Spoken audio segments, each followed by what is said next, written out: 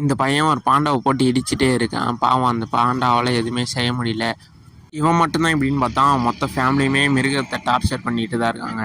இவன் தங்கச்சி ஒரு ஆடை காரடி கீழே வச்சு அழுத்திட்டே இருக்கா. பாவம் அதாலையும் ஒன்றும் செய்ய முடியல. இவங்க அப்பா ஒரு குதிரையை ஒரு டோரை போட்டு இடிச்சிட்டு இருக்காரு. அது மட்டும் இல்லாமல் அவங்க பாட்டி ஒரு சிங்கத்தை போட்டு கையில் குத்திட்டே கிடக்குறாங்க மூஞ்சில். இங்கே நடக்கிறதுல ஒரு கழுகு ஒன்று பார்த்துட்டு அது கடவுள்கிட்ட போய் சொல்லிடுது. இதெல்லாம் கேட்டு அவர் கடுப்பாகி ஷூ மாரி இருக்க ஒரு கார் எடுத்துகிட்டு அவர் கிளம்பி வராரு. அவரை பார்த்ததும் மொத்த குடும்பமும் பயந்து போய் அப்படியே நின்று ஷாக் ஆகிடுறாங்க. இப்போ அந்த பையன் காரை வச்சு எப்படி அடித்தானோ அதே மாதிரி இவரும் அவனை வச்சு அடிக்கிறாரு. இப்போ அவள் தங்கச்சி ஆடை எப்படி காரில் வச்சு அடித்தாலோ அதே மாதிரி அவளையும் போட்டு அடிக்கிறாங்க. இப்போ இங்கே நடக்கிறதெல்லாம் அங்கே பாட்டி நின்று பார்த்துட்டு இருக்காங்க. அது கதவு எடுத்து மூடுறாங்க. அவர் ஈஸியாக செவுரு உடைச்சிட்டே உள்ளே வந்துடுறாரு.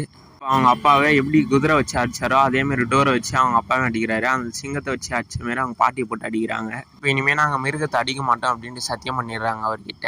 அவர் எல்லா மிருகத்தையும் எடுத்து அவர் கார் ஷூவில் வச்சு எல்லாத்தையும் எடுத்துகிட்டு கொண்டு